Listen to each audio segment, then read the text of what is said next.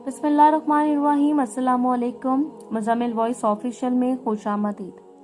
शादी को 10 दिन गुजरे थे कि आयशा पे हमारे माशरे के जहालत ने जुल्म ढाना शुरू कर दिया। शोहर हो तो अच्छा था, साथ निभाने वाला था, लेकिन मसला सास ससुर का था। हालांकि आयशा समझदार, बाइखलाक और खूबसूरत लड़की थी। आयशा जब भी अम्मी के घर थी तो इसे आदत थी कि वो 9 बजे जागती थी। इसे नाश्ता बनाना, घर के काम करना इतने नहीं आते थे। बस क्या हुआ, अचानक से रिश्ता आया और अम्मी अब्बू ने जल्दी जल्दी शादी कर दी। शादी के चंद दिन गुजरे थे, ससुर ने देखा अभी तक बहू सोई हुई है। ससुर ने बेटे को बुलाया, आयशा का शोहर चांद, चांद तुमको कोई शर्म है कि बेगैरत हो गए हो? चांद ने अब्बा की जानिब देखा, अब्बू जी क्या हुआ है? तेरी बीवी अभी तक सो रही है, वो कोई नवाबजादी या किसी बादशाह की बेटी है? जा इसे उठाकर लेकर जा, कल से मैं ना देखूं कि वो फजर की नमाज के बाद सोई हो।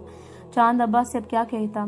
कमरे में गया, आयशा के चेहरे की जानिब देखा। वो प्यारी सी शहजादी, खूबसूरत मासूम सा चेहरा, बेफिक्र होकर सो रही थी। चांद ने आवाज दी, आयशा उठ जा मेरी रसगुल्ली। ले आयशा खरगोश की नींद सो रही थी। चांद ऑफिस के लिए तैयार हो रहा था, पास आया, आहिस्ता से हिलाया, आयशा की बच्ची उठ जा। आयशा नींद में चिल्लाने लगी, अम्मी क्या है आपको, मुझे सोने दे।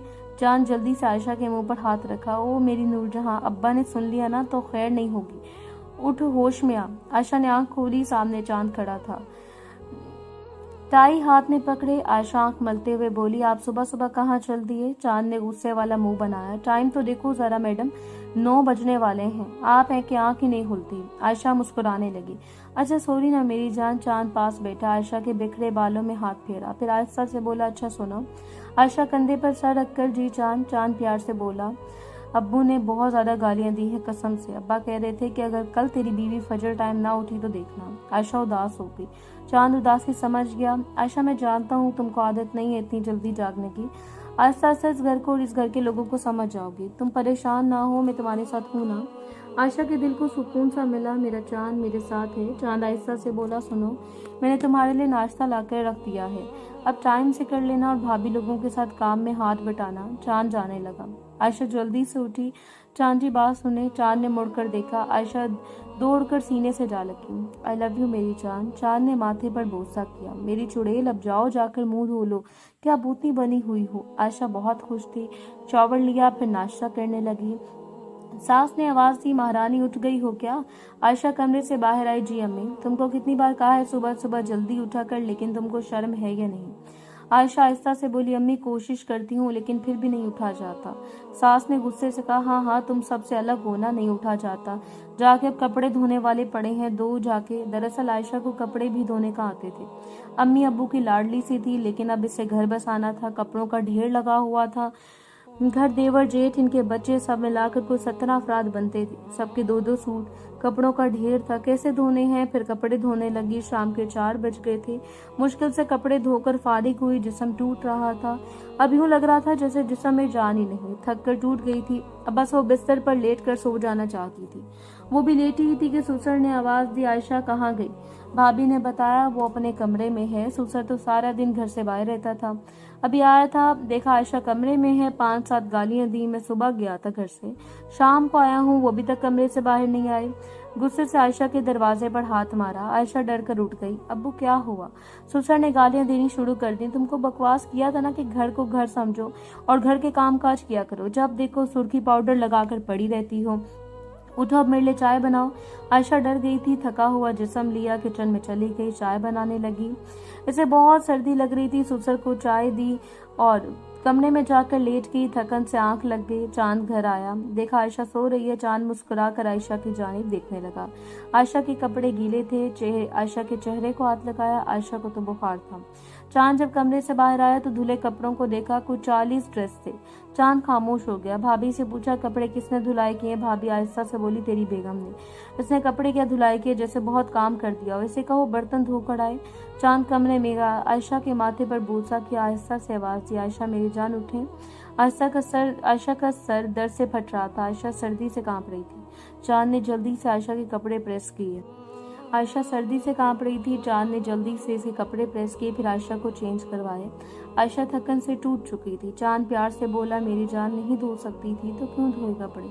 आयशा मुस्कुराने लगी, मेरी जान कोई बात नहीं, इतना तो करना पड़ता है। चलो आयशा, मैं आपको मेडिसिन ला दूं। आयशा का हाथ थामा, डॉक्टर के पास जाने लगा तो सास ने आवाज दी, किधर जा रहे हो इसको लेकर? चांद आहिस्ता से बोला, अम्मी इसको इतना बुखार है, इसकी हालत देखें आप। सास ने गाली दी, मर नहीं जाती है, इसको कैसे बुखार हो गया? चांद प्यार से बोला, अम्मी आपको ख्याल करना चाहिए। मैं ये नहीं कहता कि आयशा घर के काम न करे, लेकिन आप भी तो जुल्म करती हैं। आपकी दूसरी भी 4 बहुएं हैं, सबको मिलकर काम करने का कहती ना। आप जानती हैं आयशा को इन सब कामों की आदत नहीं है, आहिस्ता आहिस्ता आदी हो जाएगी। इतना कहना था कि चांद की अम्मी गालियां देने लगी। बीबी का गुलाम हो गया है, बगैरत हो गया है। चांद ने आयशा का हाथ पकड़ा, डॉक्टर के पास गया। 103 बुखार था। आयशा को इंजेक्शन लगाने लगा तो रोने लगी। चांद ने आयशा का हाथ थामा। आयशा को बहुत हिम्मत आ गई। चांद ने पूछा, खाना खाया है? आयशा आहिस्ता से बोली, नहीं चांद, सारा दिन काम करती रही हूँ, टाइम नहीं मिला। चांद एक रेस्टोरेंट पर ले गया। आयशा बुखार में क्या खाती, लेकिन चांद की इतनी मोहब्बत देखकर आयशा का आधा बुखार तो ठीक हो गया था। चांद ने आयशा का हाथ थामा, प्यार से बोला, मेरी जान उदास ना हुआ करो और अपना ख्याल रखा करो। मैं जानता हूँ मेरे अम्मी अबू गलत नहीं है, लेकिन वो आपको समझ नहीं पा रहे। तुम सब्र रखो, मैं तुम्हारे साथ हूँ। आयशा मुस्कुराने लगी, मेरी जान आप ही तो मेरी हिम्मत हो, आपको देखकर ही तो हौसला मिलता है। टाइम काफी हो गया था। जब चांद और आयशा घर आए तो सुसर ने घर सर पर उठा लिया। तुमको शर्म नहीं आती, कहाँ गया हुआ था? चांद आहिस्ता से बोला, अबू आयशा ठीक नहीं थी, डॉक्टर के पास गया था, इसने खाना भी नहीं खाया हुआ था तो होटल चले गए। बाप ने जब होटल का नाम सुना तो आग बगोला हो गया, ये शैतान औरत, कुछ करो इसको, दम ले लेगी। घर में रोटी नहीं थी क्या, होटल पे चले गए? ससुर का इतना सा लहजा देखकर आयशा ने होश उसके उड़ गए। हाय, चांद ने जल्दी से संभाला, कमरे में ले गया। आयशा का सर अपनी गोद में रखा, बहुत परेशान था। आयशा भी पढ़ रही थी यूनिवर्सिटी। माँ बाप ने इसलिए जल्दी शादी कर दी थी कि बाप बीमार रहता था और भाई कोई था नहीं, तो माँ बाप ने ब्याह दिया। सबसे छोटी थी, घर में लाडों में पली थी, लेकिन ससुराल में सुकून नहीं था। वक्त गुजरने लगा, न जाने क्यों सास ससुर भाभी लोग सब आयशा के साथ अच्छे नहीं थे। शादी को 3 साल गुजर गए, लेकिन औलाद नहीं थी। ससुर ने इस जुल्म पे भी कहा था कि आयशा को एक हकीम से दवा लेकर दी और कहा, ये खाओ, इससे औलाद होगी। आयशा ने चंद हफ्ते वो मेडिसिन खाए, लेकिन वो मेडिसिन इतनी जहरीली थी कि आयशा को खून की उल्टी आने लगी। जब अम्मी के घर गई तो अम्मी ने डॉक्टर को चेक करवाया और वो मेडिसिन भी दिखाई जो ससुर ने आयशा को खाने के लिए दी थी। डॉक्टर ने सर पकड़ लिया, ये मेडिसिन तो बांझ बनाने के लिए दी जाती है। और आयशा रोने लगी, मेरे साथ ऐसा क्यों कर रही हैं? खामोश रही, वो दवा छोड़ दी। ससुर का जब पता चला कि आयशा को वो दवा नहीं खाती तो गालियां देने लगे। अब ससुर चाहता था आयशा को तलाक दिलवाकर चांद का दूसरा ब्याह कर दिया जाए। एक दिन जेठानी ने बताया, आयशा घर में तेरी तलाक की बातें चल रही हैं। आयशा परेशान हो गई। चांद रात को घर आया। आयशा चांद के लिए खाना लेकर आई। चांद खाना खा रहा था। आयशा आहिस्ता से बोली, चांद एक बात पूछूं? चांद मुस्कुरा कर बोला, हाँ पूछो ना चांद। मुझे अगर माँ ना बन सकी तो क्या मुझे छोड़ दोगे? चांद हंसने लगा, क्या फजूल बात कर रही हो, जाओ मेरे लिए चाय बना कर लाओ और दोबारा फजूल बात ना करना। आयशा खामोश हो गई। चांद बनाने चला गया। एक दिन सास को मोहल्ले की किसी औरत ने कहा, तुम्हारे घर हर वक्त लड़ाई झगड़ा रहता है, तुम एक बाबा जी के पास जाओ। सास बाबा जी के पास गए और कहा, हमारे घर में सुकून नहीं है। बाबा जी ने भी बस इधर उधर की फेंकी और कहा, तुम्हारे घर में कोई जादू करवा रहा है और बहुत सख्त जादू है। सास का ध्यान सीधा आयशा पर गया, वही जादू करती है, इसलिए तो इसके यहाँ औलाद नहीं हो रही। आयशा अब सख्त लहजों से थक चुकी थी। सास ससुर न ईद पर अम्मी के घर जाने देते, न किसी दुख सुख में। चांद माँ बाप के सामने बेबस था, क्या करता। आज चांद जब घर वापस आया तो ससुर ने आवाज दी, चांद बात सुन, तुमसे जरूरी बात करनी है। चांद पास आकर बैठ गया। चांद के चारों भाई भाभियां माँ सब मौजूद थे। आयशा अपने कमरे में बैठी टीवी देख रही थी। ससुर ने चांद से कहा, मैंने तुम्हारे लिए तेरी भाभी की छोटी बहन फायजा का रिश्ता पक्का कर दिया है। मेरा ये फैसला है, तुम आयशा को तलाक दो और फायजा से निकाह करो। चांद हैरान था, अबू ये क्या कह रहे हैं? आपने बाप का फैसला सुनाया, तुम्हारे पास 2 ही रास्ते हैं, या तो आयशा को तलाक दो और हमारे साथ रहो और जायदाद में हिस्सा लो, वरना इस घर से निकल जाओ। चांद चिल्लाकर बोला, अब्बा ये गलत कर रहे हैं आप। आयशा आवाज सुनकर बाहर आई, देखा सब इकट्ठे बैठे थे। चांद ने पूछा, क्या मैं जान सकता हूँ आयशा को तलाक क्यों दूं? तो सास गाली देकर बोली, जादूगरनी है वो, इसलिए तो औलाद नहीं हो रही इसके यहाँ, और वैसे भी वो हम में नहीं गुजारा कर सकती, हम इसे अपने साथ नहीं रखना चाहती। चांद आयशा की जानिब देखने लगा। आयशा उदास बेबस करी चांद के कदमों की जानिब देखने लगी। चांद आहिस्ता से बोला, अब्बू आयशा का क्या कसूर है? बाप चिल्लाकर बोला, तुम तलाक दे रहे हो या नहीं? चांद खामोश हो गया। चांद ने पूछा, अगर मैं आयशा को तलाक ना दूं तो? बाप ने गाली दी और कहा, फिर मैं कुरान पर हाथ रखकर कहूंगा कि तुमसे मेरा कोई रिश्ता नहीं। चांद तड़प उठा, अब्बा जान ऐसा ना करें। अम्मी ऐसा क्यों कर रहे हैं आप? चांद ने सबके सामने हाथ जोड़े, ऐसा ना करें, आयशा बहुत अच्छी है, आपसे मौका तो दें। बाप ने जायदाद के कागज निकाले और कहा, ये लो, मैं भी एक घर और 50 एकड़ जमीन तुम्हारे नाम करता हूँ। आयशा को तलाक दो और फायजा से निकाह के लिए हाँ कर दो।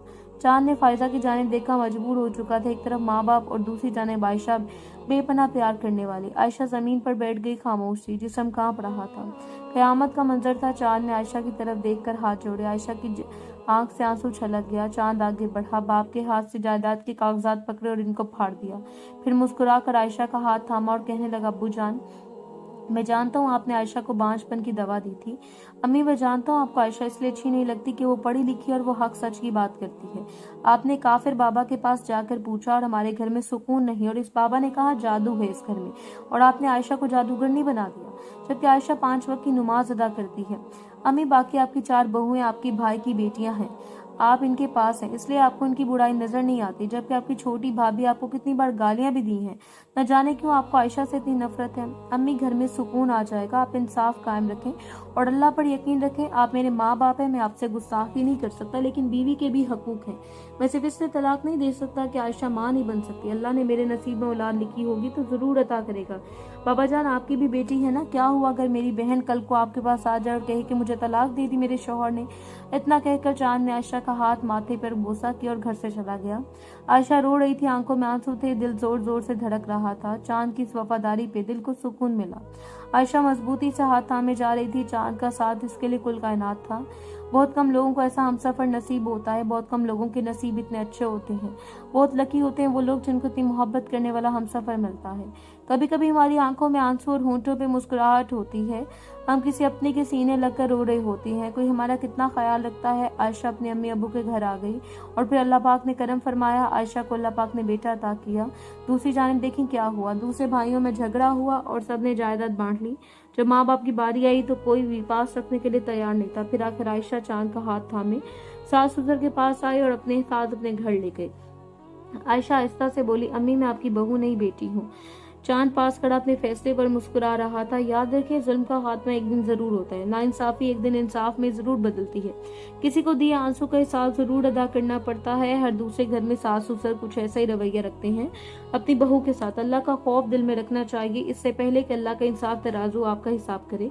और हर इस मर्द हम सफर को मेरा ये मोहब्बत भरा सलाम है जो चांद की तरह अपनी बीवी और अपने हम सफर का साथ निभाए।